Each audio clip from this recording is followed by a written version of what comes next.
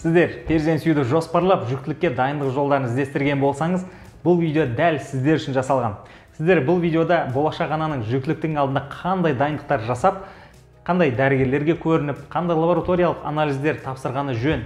Оған қосымша, жүктіліктің алдында әйел адамның жатырына бала бітірер алдын ер адам қандай дайындық жасау керек. Жалпы жатырдағы болашақ бала үшін қандай аса қауіпті инфекцияның түрлері бар. Оларды қалай анықтаймыз? Иммуноглобулиндер дегеніміз не? Жалпы жүктілік барысында әйел адамның ағзасына қажетті қандай микроэлементтер мен дәрумендер керек? Жалпы осы сияқты тағы да басқа сұрақтарды мен сіздерге өзіміздің ана тілімізде қазақша қолжетімді түрде ақпарат беруге тырысамын. Бұл өте ауқымды тақырып болғаннан соң мен оны екі бөлімге бөлдім. Алла қаласа екінші бөлімді жіберіп алмау үшін арнаға тіркеліңіздер. Осы бірінші бөлімнің видеосын көру барысында көкейлеріңізде туындаған сұрақты комментарий бөлімінде пікір немесе сұрақ ретінде қалдырыңыздар. Алла қаласа мен сіздерге екінші бөлімде сол сұрақтарыңызға жауап беруге тырысамын. Алдағы уақытта осы арна арқылы Алла қаласа үйдің кез келген мүшесіне, яғни кішкене туылған нәрестеден үлкен ата әжелерімізге кең тараған дерт, сырқаттар жайлы көбірек ақпарат беріп, алдағы уақытта сіздерге қазақша сөйлеп, YouTube платформасында өзіміздің қазақ тіліндегі контентті көбейту мақсатында көптеген ақпарат беруге тырысам.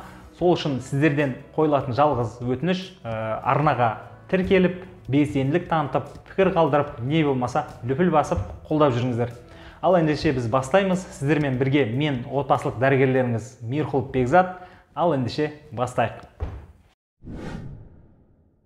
Негізі бізге отбасылық дәрігерлерге болашақ аналар көп жағдайда жүктілік тіркелгенде бірақ келіп жатады. Бірақ ол әрине дұрыс емес. Ал сіздің бұл іске жауапкершілікпен қарап, жүктіліктің алдында қандай дайындық жүргізу керек деп ізденіп жатқаныңызға мен қуаныштымын. Есіңізде болсын, дені сау әйелден дені сау бала туылады.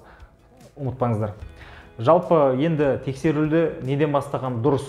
Бұл ретте сіздің жасыңыз үлкен рөл ойнайды. Себебі сіздің жасыңыз мысалы нешеде? Жасыңыз үлкейген сайын себебі сіздің ферсильділігіңіз төмендейді, яғни жүкті болу қабілетіңіз. Егер сіз перзент сүюге бел буған болсаңыз, уақытты жоғалтпай, созбай, ертерек әрекет жасағаның дұрыс, яғни гинеколог маманның қаралуына барыңыз.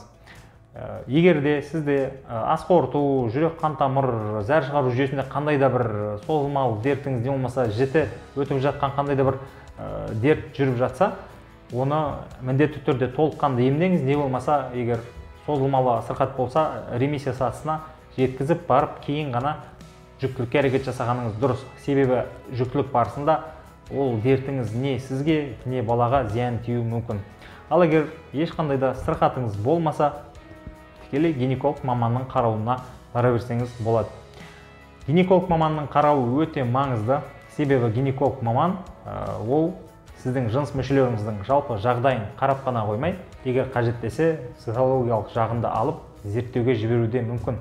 Себебі көп жағдайларда гинеколог маманның қарауынан кейін хирургиялық емді қажет ететін әртүрлі ауыр дисплазиялар да табылып жатады. Сол үшін бұл ретте гинеколог маманның қарауы өте маңызды. Оған қосымша айтарым, гинеколог маман егер қажет деп тапса, жыныс мүшелерінің ультрадыбыстық зерттеуін де тағайындауы мүмкін. Сол арқылы біз сіздің кіші жамбас қуысындағы жыныс мүшелеріңіз туралы көптеген ақпарат білуімізге болады.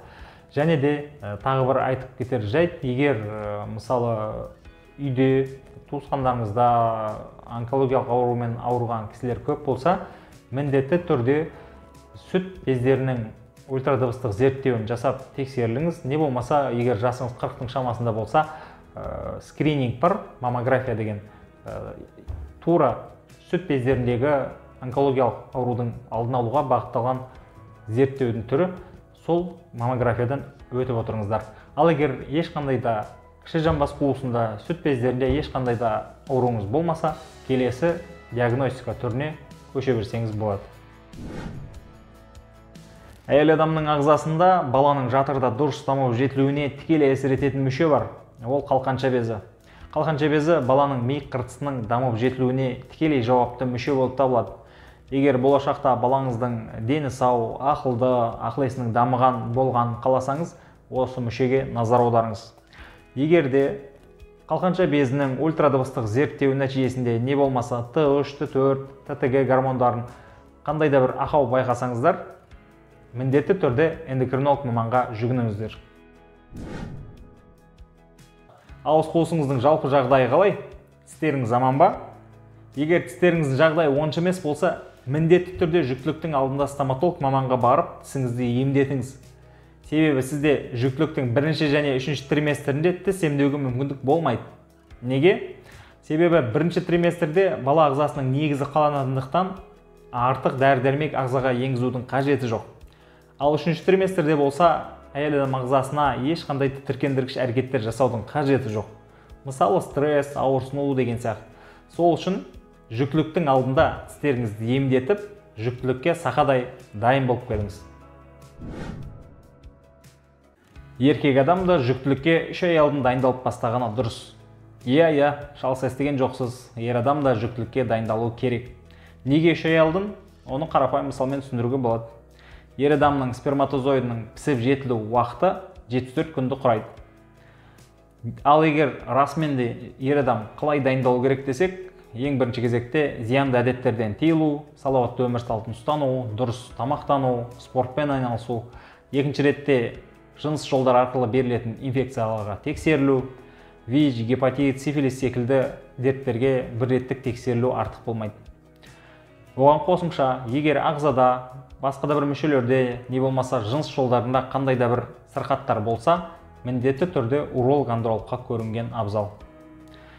Егер де сіздер соңғы 12 айда жүктілікке әрекет жасап жатсаңыздар, бірақ та жүктілік орын алмай жатқан болса, міндетті түрде бұл сұрақтарға жауапты іздеп мамандарға жүгінгендеріңіз абзал. Ал сіздерменен біз жүктіліктің алдында тапсырылатын лабораториялық анализдерге де келіп жеттік. Бұл жерде біз негізінен базалық 3 анализді қарастыратын боламыз.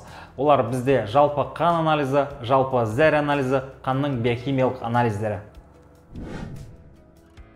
Жалпы қан анализі дегеніміз қандай анализ? Жалпы қан анализі анемияны диагностикалауда қолданылатын негізгі әдістердің бірі болып табылады. Жалпы қан анализі бізге қан құрамындағы формалық элементтердің саны мен сапасын анықтауға мүмкіндік береді. Жалпы қан анализіндегі гемоглобиннің мөлшері түсіп кетсе, баршамыз білетін анемия диагнозы қойылады. Жалпы қан анализі тек жүктілік кезінде ғана алынып қоймай, көптеген ауруларды анықтауға да көмектеседі. Мысалы айтатын болсақ, жүрек қан тамыр, тыныс алу, ас қорыту жүйесін, зәр шығару жүйесінде қан жасау жүйесі, тіпті онкологиялық аурулары да көптеп қолданылады. Келесі анализ бізде жалпы зәр анализі. Зәр шығару жүйесінің ауруларын анықтауда кеңінен қолданылады. Зәр шығару жүйесінде кез келген қабынулық инфекциялық бүйрек тас ауру кезінде әртүрлі бүйректің жарақаттарында өте жақсы, таптырмас қарапайым анализ болып саналады. Сонымен қатар ол ағзаның жалпы жағдай туралы да мәлімет береді. Сол себепті жүктілік кезінде акушер-гинекологтар әр қабылдау кезінде жүкті әйелдің жалпы зәр анализіне қарап отырады. Қанның биохимиялық анализі. Бұл анализ жалпы бізге не көрсетеді? Бұл анализ бізде ішкі дене мүшелеріміздің, яғни бауырдың, бүйректің, ұйқы безінің, өттің жұмысын бағалауға мүмкіндік береді бізге. Жалпы бұл анализ арқылы ішкі ағзада болып жатқан жіті қабынулық, ревматизмдік процестерді, микроэлементтердің дисбалансын түгелдей көруге болады.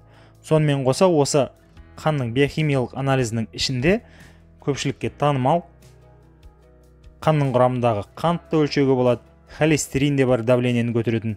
Сол себепті бұл лабораториялық анализ таптырмас анализдердің қатарына кіреді. Мінекей, сіздерменен бірге біз жүктілікке дұрыс дайындалу жайлы видеоның алғашқы бөлімін тамамдап отырмыз. Алла қаласа екінші бөлімі шығады. Арнаға тіркеліңіздер. Алла қаласа YouTube платформасындағы өзінің алғашқы тай-тай қадамдарын басқан менің отбасылық медицина жайлы Бекзат дәрігер деген арнама қолдау көрсетіңіздер. Комментарий бөлімінде пікір қалдырыңыздар, сұрақтарыңыз болса қойыңыздар. Достарыңызға, құрдастарыңызға, таныстарыңызға жіберіңіздер. Олар да көрсін, мүмкін өздеріне де бір пайдалы бір дүниелер алып қалар. Алла қаласа болашақта да сіздер үшін аянбай тер төгіп, ана тілімізде түсінікті медицинаның ауыр терминдерін аударып, баршамыз түсінетіндей етіп, сіздерге дайын ақпарат ретінде беріп тұруға уәде беремін. Алла қаласа сіздермен екінші бөлімде жолыққанша сау сәлеметте болыңыздар.